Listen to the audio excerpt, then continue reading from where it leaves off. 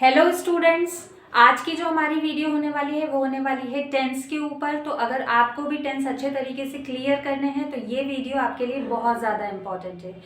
तो बिना कोई देर के क्लास को स्टार्ट करते हैं। सबसे पहले जान लेते हैं टेंस का मतलब क्या होता है। ठीक है, तो टेंस का मतलब होता है काल। ठीक है, टेंस का मतलब होता है काल। हिंदी में आपने सुने होंगे वर्तमान काल, भूतकाल, भविष्य काल। ठीक है, तो टेंस का मतलब क्या होता है काल। तो काल का मतलब समय। ठीक है, काल का मतलब क्या होता है समय, और समय को हम इंग्लिश में क्या बोलते हैं टाइम। तो ओवरऑल कहने की बात है ये है कि ये जो टेंस होता है तो टेंस को हम टाइम बोलते हैं। ठीक है, टाइम। तो ये जाहिर सी बात है कि यदि हम कोई इंग्लिश में सेंटेंस बोलेंगे तो वो या तो हम प्रेजेंट में बोलेंगे, ठीक है, मतलब अभी वाले वर्तमान काल में बोलेंगे, या फिर बीते हुए समय में बोलेंगे भूतकाल में, या फिर आने वाले समय में बोलेंगे भविष्य काल में। ठीक है, इसके अलावा हम सेंटेंसेस कभी किसी और समय में नहीं बोलते हैं। इसका मतलब कि हमको टेंस के बारे में प्रॉपर जानकारी लेना बहुत ज़रूरी है, तभी हम हमारे सेंटेंस इंग्लिश सेंटेंसेस को अच्छे से फॉर्म कर सकते हैं। ठीक है, तो टेंस जो होते हैं वो 3 प्रकार के होते हैं, 3 टाइप्स के होते हैं। पहला होता है प्रेजेंट टेंस, दूसरा होता है पास्ट टेंस, और तीसरा होता है फ्यूचर टेंस। ठीक है, प्रेजेंट का मतलब वर्तमान काल, अभी वाला समय। ठीक, पास्ट मतलब होता है भूतकाल, मतलब जो बीता हुआ समय है, जो बीत चुका है, और फ्यूचर मतलब भविष्य काल, जो आने वाला समय है वो। ठीक है, तो टेंस ओवरऑल 3 टाइप्स के होते हैं, प्रेजेंट, पास्ट और फ्यूचर। तो टेंस को भी हमको पूरे डिटेल में पढ़ना है। ठीक है, तो जो ये प्रेजेंट टेंस है तो प्रेजेंट टेंस में भी हमको 4 कैटेगरीज पढ़नी पड़ेगी। ठीक है, मतलब कि ये जो प्रेजेंट टेंस है, प्रेजेंट टेंस की भी 4 कैटेगरीज होती है। प्रेजेंट इंडेफिनाइट टेंस, जिसे हम सिंपल प्रेजेंट टेंस भी बोलते हैं, present continuous, present perfect, present perfect continuous. और इसी तरीके से हमको पास्ट की भी 4 कैटेगरी पढ़नी पड़ेगी, past indefinite, past continuous, past perfect और पास्ट परफेक्ट कंटिन्यूअस। और ऐसे ही हमको फ्यूचर की भी सेम 4 कैटेगरी। मतलब कि ओवरऑल क्या है कि ये जो नाम है ना, इंडेफिनाइट, कंटिन्यूअस, परफेक्ट और परफेक्ट कंटिन्यूअस। ठीक है, तो ये इंडेफिनाइट, कंटिन्यूअस, परफेक्ट और परफेक्ट कंटिन्यूअस, ये 4 नाम आपको याद रखने हैं। बाकी प्रेजेंट हो तो प्रेजेंट लगाना है, पास्ट हो तो ऐसा कर देना है past indefinite, past continuous, past perfect, past perfect continuous. और फ्यूचर हो तो future indefinite, future continuous, future perfect, future perfect continuous. ठीक है, मतलब कि हमको सिर्फ आगे वाला नाम चेंज करना है। प्रेजेंट हो तो प्रेजेंट लगाना है, पास्ट हो तो पास्ट लगाना है, फ्यूचर हो तो फ्यूचर लगाना है। बाकी जो पीछे वाला जो वर्ड है वो सबके सेम होंगे। ठीक है, और अभी ये नाम आपको सुनने में थोड़े से टफ लग रहे होंगे, लेकिन जैसे जैसे आप टेंस को आगे पढ़ते जाएंगे, क्योंकि स्टार्टिंग में थोड़ा सा डिफिकल्ट लगेगा, ये नेम भी आपको कॉम्प्लिकेटेड लगेंगे अगर आप फर्स्ट टाइम सुन रहे हैं तो।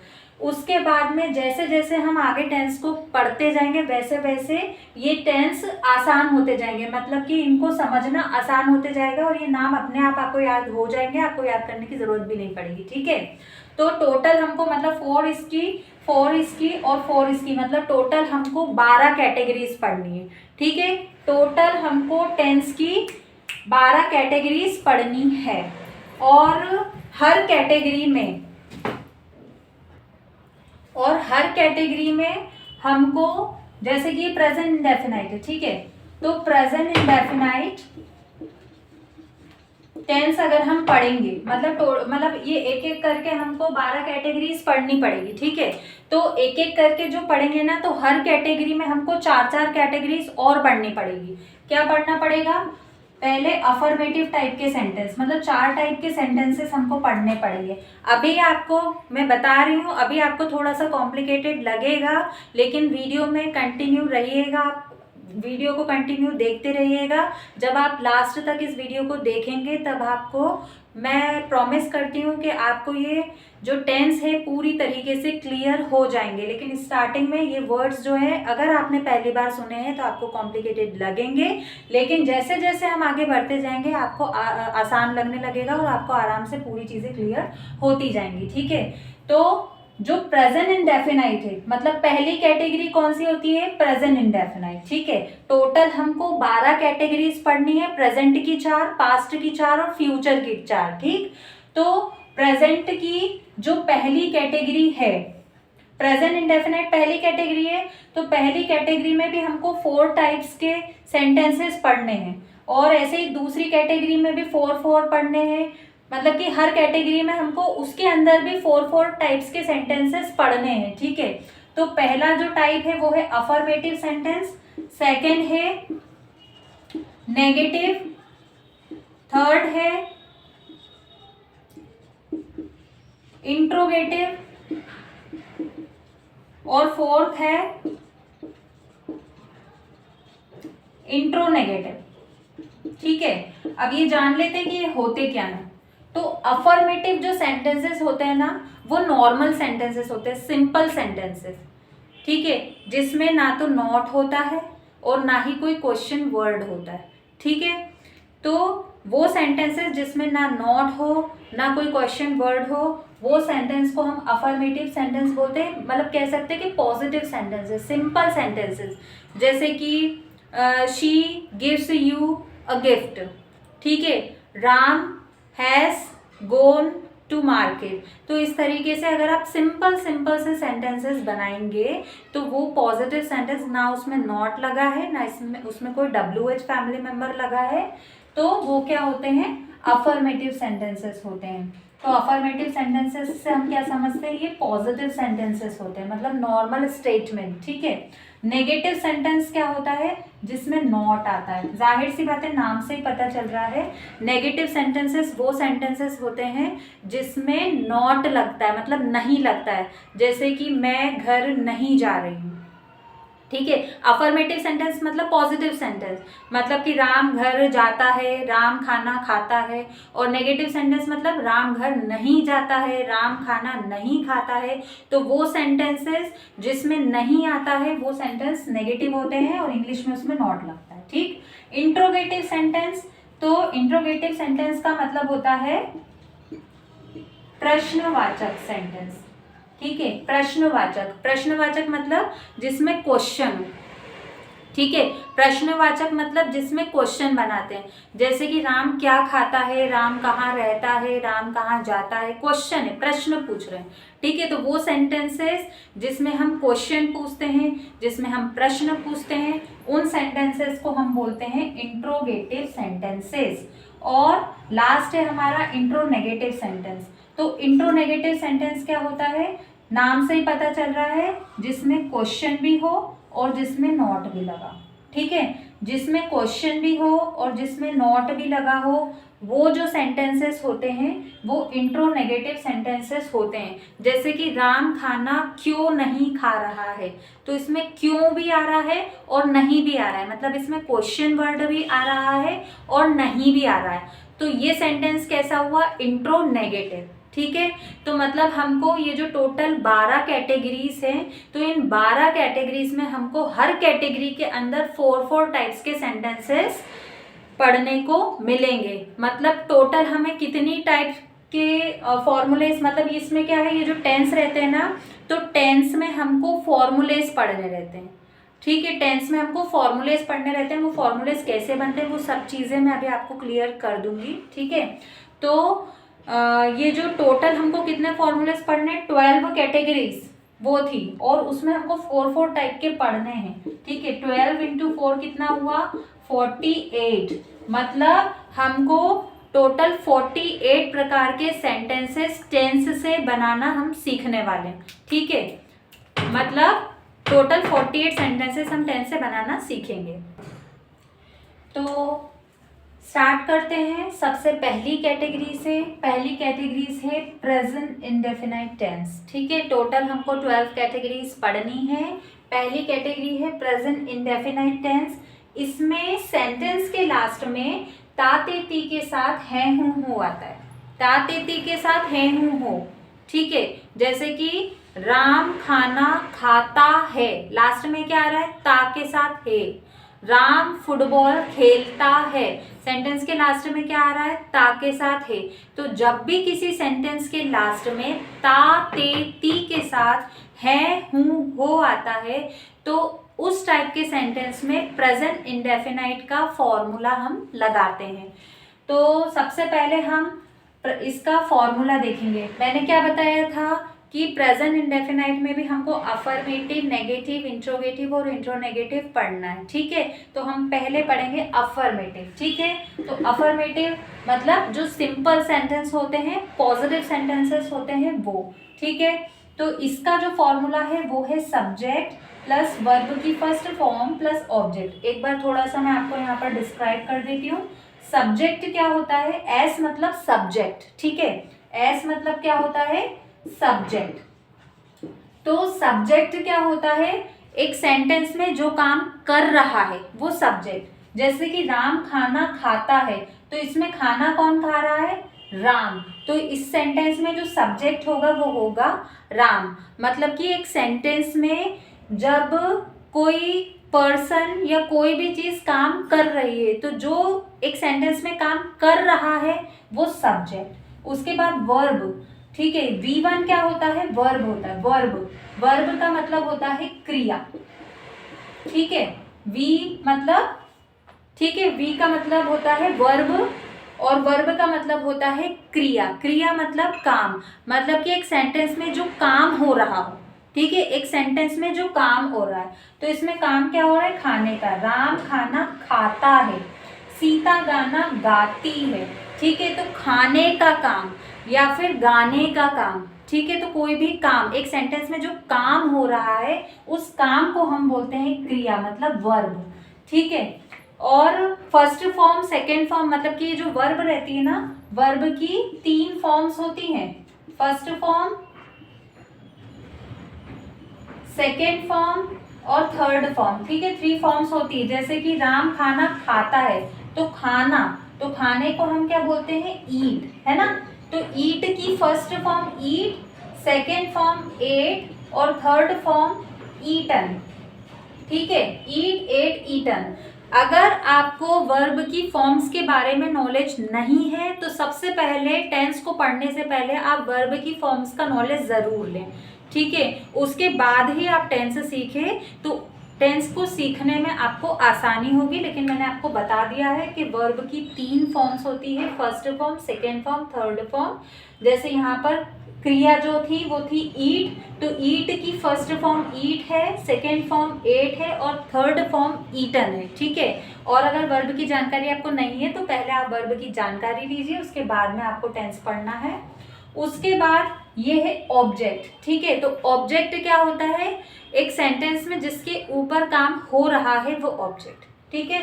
जैसे कि राम खाना खाता है, तो किसके ऊपर काम हो रहा है, खाने के ऊपर, है ना। मतलब राम खाता है, क्या खाता है, खाना, तो ऑब्जेक्ट क्या है, खाना। जैसे सीता गाना गाती है, तो सीता गा रही है, पर क्या गा रही है, गाना गा रही है। तो एक जो सब्जेक्ट रहता है वो जिसके ऊपर काम करता है वो ऑब्जेक्ट होता है। जैसे कि राम फुटबॉल खेलता है, तो राम इसमें सब्जेक्ट है क्योंकि राम खेल रहा है, ठीक है। और काम क्या हो रहा है, खेलने का, इसलिए खेल जो है, खेलना जो है वो एक वर्ब है।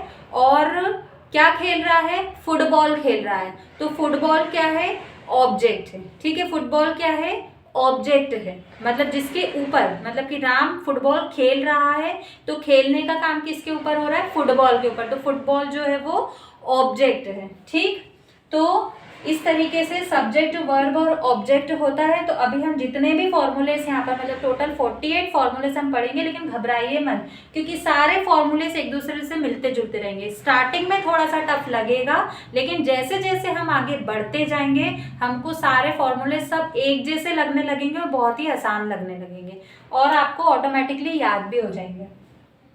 तो सब्जेक्ट, वर्ब और ऑब्जेक्ट, ठीक है। तो इसका जो अफर्मेटिव रूल है, मतलब अफर्मेटिव जो फॉर्मूला है वो है सब्जेक्ट, वर्ब की फर्स्ट फॉर्म और ऑब्जेक्ट। एग्जाम्पल देखिए, राम खाना खाता है।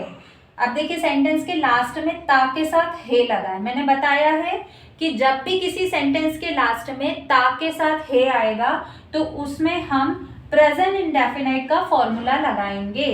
तो प्रेजेंट इंडेफिनाइट का फॉर्मूला क्या है? सब्जेक्ट, वर्ब की फर्स्ट फॉर्म और ऑब्जेक्ट। ठीक है, तो राम खाना खाता है, तो सब्जेक्ट क्या है इसमें? फॉर्मूले के हिसाब से लगाते जाइए। जैसे जैसे आप ये फॉर्मूला लगाते जाएंगे हमारा सेंटेंस अपने आप ट्रांसलेट होगा। तो सब्जेक्ट क्या है? राम, तो हमने राम लिख दिया। उसके बाद वर्ब की फर्स्ट फॉर्म, ठीक है, तो वर्ब इसमें क्या है? खाता है, तो खाने को हम क्या बोलते हैं? ईट। ठीक है, तो हमने यहाँ पर ईट लिख दिया। फिर ऑब्जेक्ट क्या है? खाना, तो इसीलिए हमने यहाँ पर फूड लिख दिया। ठीक है, तो राम ईट फूड। अब आप बोलेंगे कि यहाँ पर एस क्या कर रहा है? तो देखिए, प्रेजेंट इंडेफिनाइट में जब भी हम सब्जेक्ट सिंगुलर लिखते हैं, सिंगुलर प्लूरल तो आप जानते होंगे, सिंगुलर का मतलब होता है एक वचन और प्लूरल का मतलब होता है बहुवचन। ठीक है, तो जब भी हम सब्जेक्ट सिंगुलर लिखते हैं, ठीक है, तो उसके साथ उसकी जो वर्ब आती है वो प्लूरल आती है। मतलब राम सिंगुलर है तो उसके साथ हमने जो वर्ब लगाई है उसमें हमने एस लगा दिया। ठीक है, राम जो है वो सिंगुलर है और इसके साथ जो हमने वर्ब लगाई है एस लगाई है, तो इसको हमने क्या कर दिया है? प्लूरल कर दिया है। तो जब भी हम प्रेजेंट इंडेफिनाइट में वर्ब लगाते हैं तो सिंगुलर सब्जेक्ट के साथ प्लूरल वर्ब लगाते हैं और प्लूरल सब्जेक्ट के साथ में हम सिंगुलर वर्ब लगाते हैं। ठीक, तो इसीलिए हमने राम के साथ ईट्स लगाया है। उसके बाद एक और एग्जांपल, और यहाँ पर ऑब्जेक्ट हमने फूड लगा दिया। ठीक है, तो राम ईट्स फूड। इसी तरीके से एक और एग्जांपल देखेंगे, सीता गाना गाती है। सीता गाना गाती है, सेंटेंस के लास्ट में देखिए ता के साथ है। ठीक है, सेंटेंस के लास्ट में देखिए ता के साथ है लगा है, मतलब कि प्रेजेंट इंडेफिनाइट का हमको अफर्मेटिव रूल इसमें लगाना है। ठीक, तो सब्जेक्ट वर्ब की फर्स्ट फॉर्म ऑब्जेक्ट लगाएंगे। सब्जेक्ट क्या है? सीता। वर्ब की फर्स्ट फॉर्म क्या है? वर्ब क्या है इसमें? गाना, तो गाने को हम क्या बोलते हैं? सिंग, और सिंग लगा दिया। लेकिन सीता सिंगुलर है इसलिए सिंग्स लगाया है, क्योंकि मैंने अभी भी बताया था कि जब सब्जेक्ट सिंगुलर लगाएंगे तो वर्ब प्लूरल होगी और उसके बाद हम लगा देंगे ऑब्जेक्ट। तो हमने क्या लगा दिया यहाँ पर? सॉन्ग। तो सीता सिंग्स अ सॉन्ग। ठीक है, मतलब ओवरऑल ये है कि जैसे जैसे आप ये फॉर्मूला लगाते जाएंगे ऑटोमेटिकली आपका सेंटेंस ट्रांसलेट होता जाएगा। ठीक है, अब बात आती है नेगेटिव सेंटेंसेस। ठीक है, नेगेटिव सेंटेंसेस की। तो नेगेटिव सेंटेंस, फिर अब हम नेगेटिव सेंटेंस की बात करते हैं। मतलब अभी हमने अफर्मेटिव बनाना सीख लिया है कि अफर्मेटिव कैसे बनाते हैं, लेकिन सारे जितने भी फॉर्मूलेस बनेंगे ना, नेगेटिव, इंट्रोगेटिव, इंट्रोनेगेटिव, सारे फॉर्मूलेस जो हैं वो अफर्मेटिव की मदद से ही बनेंगे। मतलब जो हमारा अफर्मेटिव फॉर्मूला था ना वो मेन था, मेन फॉर्मूला वही है, और इसी फॉर्मूले की मदद से हम नेगेटिव भी बनाएंगे। तो नेगेटिव जो फॉर्मूला बनाएंगे उसमें ये पता होना चाहिए आपको कि नॉट लगाना है। ठीक है, नेगेटिव फॉर्मूला जब भी हम बनाएंगे तो उसमें हमको नॉट लगाना रहता है। तो नॉट हम कब लगाते हैं? सब्जेक्ट के बाद में। देखिए फॉर्मूला, देखिए इसका जो नेगेटिव फॉर्मूला होगा वो होगा subject plus do does plus not plus verb की फर्स्ट फॉर्म प्लस ऑब्जेक्ट। ठीक है, अब देखिए जब भी हमको नेगेटिव सेंटेंस बनाना है तो हमको नॉट लगाना पड़ता है, और नॉट जब हम लगाते हैं तो बिना हेल्पिंग वर्ब के नहीं लगाते। अब आप पूछेंगे हेल्पिंग वर्ब क्या होती है, तो आपने ये सुना होगा इज, एम, आर, वॉज, वर। ठीक है, डू, डज, ये सब चीजें क्या होती है? हेल्पिंग वर्ब्स होती है। हेल्पिंग वर्ब क्या करती है? एक सेंटेंस को कंप्लीट करने में हेल्प करती है। ठीक है, बस इसीलिए इसका नाम हेल्पिंग वर्ब होता है। और आपने सेंटेंसेस में सुना ही होगा, कहीं पर इज लगा रहता है, कहीं पर एम लगा रहता है, कहीं पर आर लगा रहता है, वॉज, वर। ठीक है, तो बिना हेल्पिंग वर्ब के हम कभी नॉट नहीं लगा सकते। अगर खाली नॉट लगाएंगे ना, खाली नॉट, मतलब जैसे कि Ram not going to Bhopal, ठीक है, Sita not going to Indore, ये सब गलत है। ठीक है, खाली नॉट कभी नहीं लगता है, नॉट हमेशा हेल्पिंग वर्ब के साथ में लगता है। ठीक है, तो हेल्पिंग वर्ब के साथ में लगाना है, तो यहाँ पर तो हेल्पिंग वर्ब है ही नहीं। ठीक है, वैसे तो फॉर्मूले में ही हेल्पिंग वर्ब रहेगी, सारे फॉर्मूलेस में। अभी जो हम आगे जो जितने भी फॉर्मूलेस हम पढ़ेंगे ना, सभी में हेल्पिंग वर्ब्स रहेगी। ठीक है, बस इसमें नहीं है। ठीक है।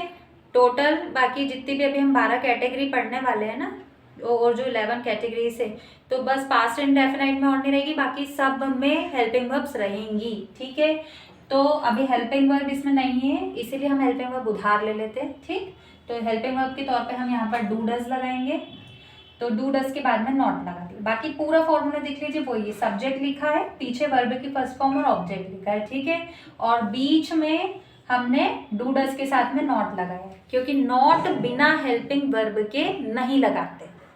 तो एग्जाम्पल देख लेते हैं। एग्जाम्पल है, राम खाना नहीं खाता है। राम खाना नहीं खाता है, सेंटेंस के लास्ट में देखिए ता के साथ है। इस बात का ध्यान रखना है कि सेंटेंस के लास्ट में ता के साथ है आना चाहिए, तभी वो प्रेजेंट इंडेफिनाइट की कैटेगरी में आएगा। तो इसमें मतलब ये तो समझ में आ गया कि सेंटेंस के लास्ट में ता के साथ है, मतलब हमको प्रेजेंट इंडेफिनाइट का फॉर्मूला इसमें लगाना है। तो प्रेजेंट इंडेफिनाइट का फॉर्मूला क्या होता है? Negative, subject, do does, not, verb की फर्स्ट फॉर्म और ऑब्जेक्ट। तो सब्जेक्ट क्या है? राम, तो हमने राम लिख दिया। उसके बाद में एक चीज का और ध्यान रखना है कि जब सिंगुलर सब्जेक्ट होता है तो उसके, मैंने बताया था ना, जब सिंगुलर सब्जेक्ट होता है तो उसके साथ प्लूरल वर्ब लगती है, और जब प्लूरल वर्ब होता है तो उसके साथ, प्लूरल सब्जेक्ट होता है तो उसके साथ सिंगुलर वर्ब लगती है।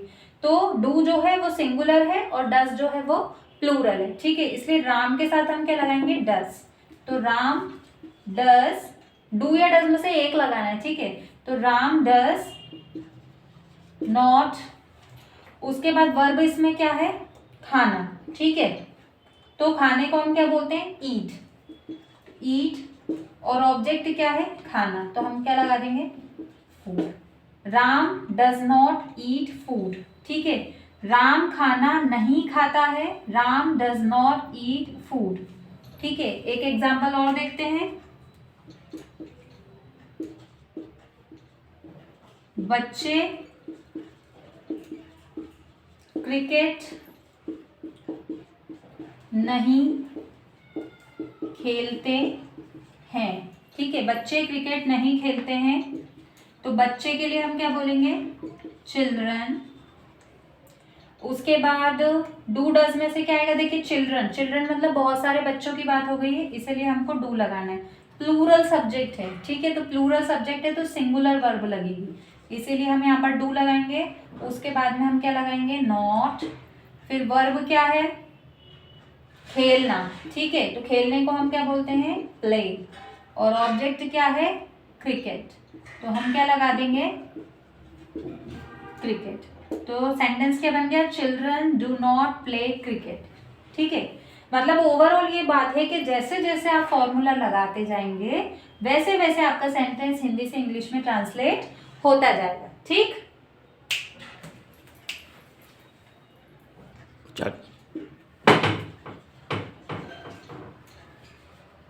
उसके बाद जो थर्ड कैटेगरी हम पढ़ेंगे वो है इंट्रोगेटिव। ठीक है, इंट्रोगेटिव सेंटेंसेस।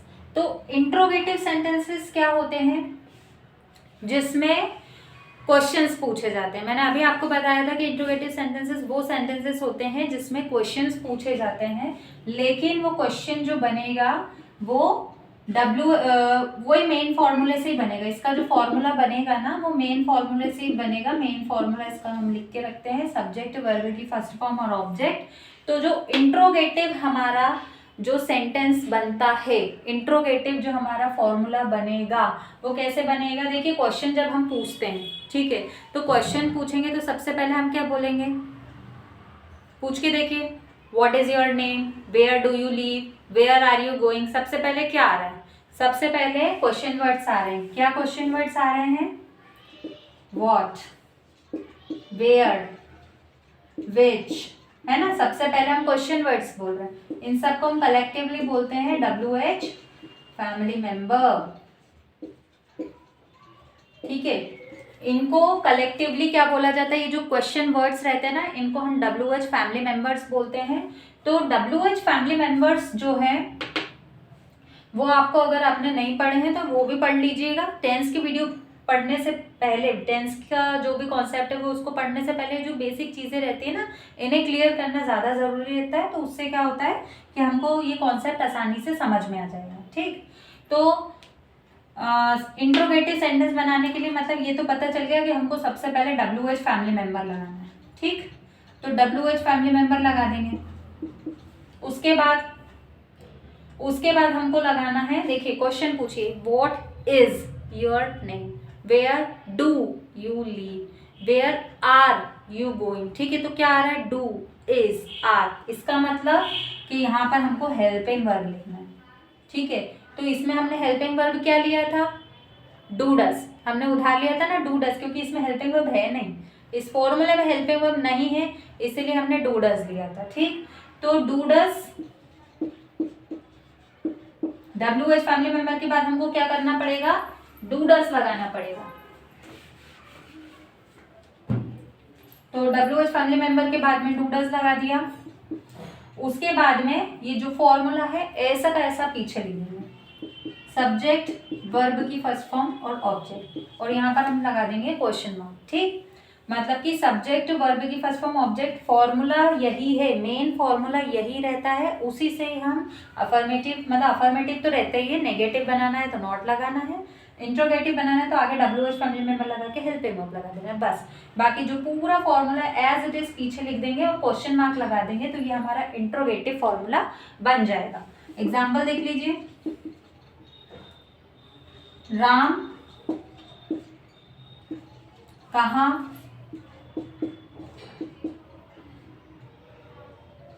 जाता है, राम कहाँ जाता है, सेंटेंस के लास्ट में देखिए ता के साथ है, मतलब ये प्रेजेंट इंडेफिनाइट का सेंटेंस है।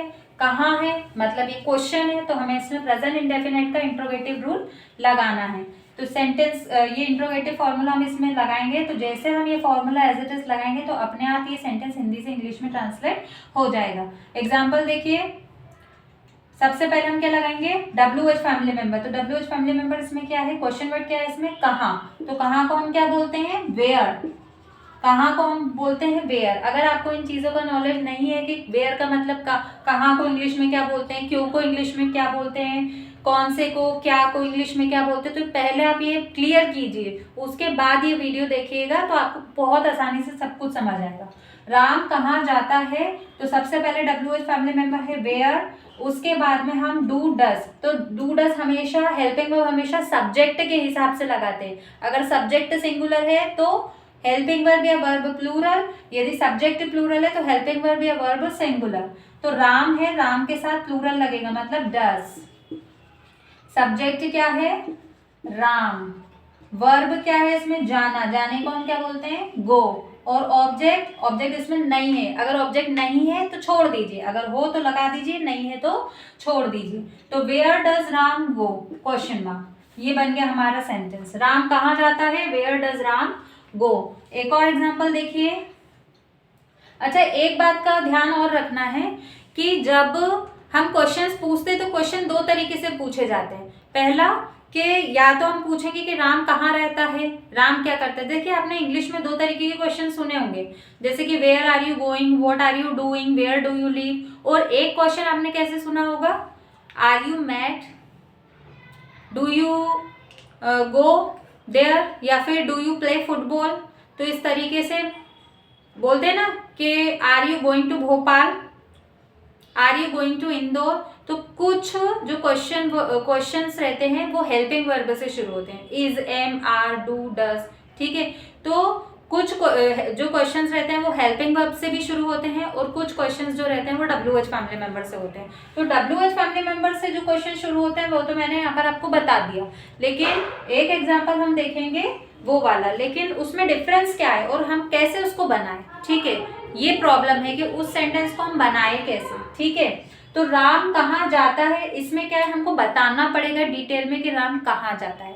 तो जब किसी क्वेश्चन का आंसर डिटेल में देना है तो उसकी शुरुआत हम WH फैमिली मेंबर से करते हैं, इसलिए हमने वेयर से करी। और यदि मैं बोलूँ कि आर यू मैड, क्या आप पागल हो, तो आप क्या बोलेंगे, आप या तो बोलेंगे हाँ या फिर नहीं। ठीक है, अगर मैं बोलूँगी कि डू यू प्ले फुटबॉल, क्या आप फुटबॉल खेलते हो, तो आप बोलेंगे हाँ या फिर नहीं। इसका मतलब कि जब आप किसी क्वेश्चन का आंसर हाँ या नहीं मतलब येस और नो में देते हैं तो उसकी शुरुआत हम हेल्पिंग वर्ब से करते हैं, और जब किसी क्वेश्चन का आंसर आप डिटेल में देते हैं तो उसकी शुरुआत आप WH फैमिली मेंबर से करते हैं। तो राम कहाँ जाता है, वेयर डज राम गो, क्योंकि हमको इसमें बताना पड़ेगा कि राम कहाँ जाता है। लेकिन अगर हम बोलेंगे क्या राम भोपाल जाता है, क्या राम भोपाल जाता है, ठीक है, तो सेंटेंस के लास्ट में ता के साथ है आ रहा है, तो प्रेजेंट इंडेफिनाइट का है, क्या राम भोपाल जाता है, तो इसका आंसर क्या आएगा, या तो बोलोगे हाँ या फिर बोलोगे नहीं। मतलब इसकी शुरुआत कहाँ से होगी, हेल्पिंग वर्ब से, ठीक है, इसकी शुरुआत कहाँ से होगी, हेल्पिंग वर्ब से। तो राम के साथ हम डज लगाते हैं, इसलिए हम सबसे पहले डज लगाएंगे। क्या पे मत जाइएगा कि यहाँ पर क्या लगा है तो हमने व्हाट लगा दिया, नहीं, क्या राम भोपाल जाता है इसका मतलब समझिए, इसका मतलब क्या है, या तो आप बोलोगे हाँ या फिर नहीं, इसलिए इसकी शुरुआत हम हेल्पिंग वर्ब से करेंगे। तो हेल्पिंग वर्ब क्या है, डज, उसके बाद सब्जेक्ट क्या है, राम, वर्ब क्या है, जाने को हम बोलते हैं गो, और ऑब्जेक्ट क्या है, भोपाल, ठीक है, और फिर question mark. Does Ram go to Bhopal आ जाएगा, क्योंकि जब हम किसी जगह को जाते हैं तो उस केस में हम टू लगाते हैं, ठीक है। तो does Ram go to Bhopal, क्या राम भोपाल जाता है, does Ram go to Bhopal, इस तरीके से, ठीक है। तो जब भी किसी क्वेश्चन का आंसर आप यस और नो में देंगे तो उसकी शुरुआत आप हेल्पिंग वर्ब से करेंगे, और जब किसी क्वेश्चन का आंसर आप डिटेल में देते हैं तो उसकी शुरुआत आप WH फैमिली मेंबर से करते हैं, ठीक। और ये तो इंट्रोगेटिव कैटेगरी हमारी हो गई। इंट्रोनेगेटिव भी ऐसी ही है, सेम ऐसी की ऐसी, कोई परिवर्तन नहीं है, यही फॉर्मूला, यही एग्जाम्पल, सब कुछ यही, बस नाम का थोड़ा सा फर्क है। देखिए ये इंट्रोगेटिव है, वो क्या है, इंट्रोनेगेटिव है। तो इंट्रोनेगेटिव है, माइनर सा डिफरेंस है। इंट्रोनेगेटिव में हमको क्या करना पड़ता है, नॉट लगाना पड़ेगा, नेगेटिव है ना, तो नेगेटिव है मतलब नॉट तो लगाना ही पड़ेगा, तो नॉट लगाना है। नॉट कहाँ लगाएंगे, हेल्पिंग वर्ब के बाद नहीं लगाएंगे, हेल्पिंग वर्ब के बाद जो नॉट लगता है वो नेगेटिव सेंटेंसेस में लगता है, ठीक है। इंट्रोनेगेटिव सेंटेंसेस में जो नॉट लगेगा वो सब्जेक्ट के बाद लगेगा। बस इतना सा हमको करना है, बाकी पूरा एज इट इज है, फॉर्मूला भी ऐसे ही बनेगा। WH family member plus do does plus subject plus not, verb की फर्स्ट फॉर्म ऑब्जेक्ट, बस नॉट लगाना है आपको, ठीक। तो राम कहाँ नहीं जाता है, राम कहाँ नहीं जाता है, where does Ram not go, ठीक है, where does Ram not go, Ram कहाँ नहीं जाता है। क्या राम भोपाल नहीं जाता है, does Ram not, does Ram not go to Bhopal, ठीक है। मतलब कि सब्जेक्ट के बाद नॉट लगाना है, बाकी पूरा फॉर्मूला इंट्रोगेटिव का वैसा है, उसमें हमको बस नॉट लगाना है सब्जेक्ट के बाद, तो ये इंट्रोनेगेटिव सेंटेंसेस बन जाते हैं। क्या राम भोपाल नहीं जाता है, does Ram not go to Bhopal. तो इस तरीके से हमारे 4 टाइप्स कंप्लीट हुए प्रेजेंट इंडेफिनाइट में, ठीक है। प्रेजेंट इंडेफिनाइट की कैटेगरी में हमने अफर्मेटिव, नेगेटिव, इंट्रोगेटिव और इंट्रोनेगेटिव 4 टाइप्स के सेंटेंसेस हमने पढ़ लिए हैं। मतलब हमने 4 टाइप्स के सेंटेंसेस बनाना सीख लिए हैं प्रेजेंट इंडेफिनाइट की हेल्प से। मतलब कि जब भी किसी सेंटेंस के लास्ट में ता के साथ है आएगा तो आपको समझ जाना है कि इसमें हमको प्रेजेंट इंडेफिनाइट का फॉर्मूला लगाना है, और पहचान से तो आप समझ ही जाओगे। जैसे अफर्मेटिव हो तो नॉर्मल सेंटेंस होता है, नेगेटिव हो तो उसमें नॉट लगा रहेगा, नहीं लगा रहेगा, और इंट्रोनेगेटिव हो तो क्वेश्चन वर्ड लगा रहेगा, और इंट्रोनेगेटिव हो तो क्वेश्चन वर्ड के साथ में नहीं लगा रहेगा, ठीक है। और ये हमारा पूरा प्रेजेंट इंडेफिनाइट की कैटेगरी यहाँ पर खत्म होती है, और इसके बाद हम जो कैटेगरी स्टार्ट करेंगे वो होगी प्रेजेंट कंटिन्यूअस की। लेकिन ये हम आज नहीं पढ़ेंगे, नहीं तो वीडियो काफ़ी लंबा हो जाएगा और आप पढ़ते पढ़ते बोर भी हो जाओगे। तो आज टेंस में हमने क्या पढ़ा, प्रेजेंट इंडेफिनाइट के पूरे डिटेल में पढ़ लिया है। और यदि आपको इस कैटेगरी से रिलेटेड कोई भी डाउट हो तो आप मुझे कमेंट करके पूछ सकते हैं। And this much is enough for this video. Thank you and good bye.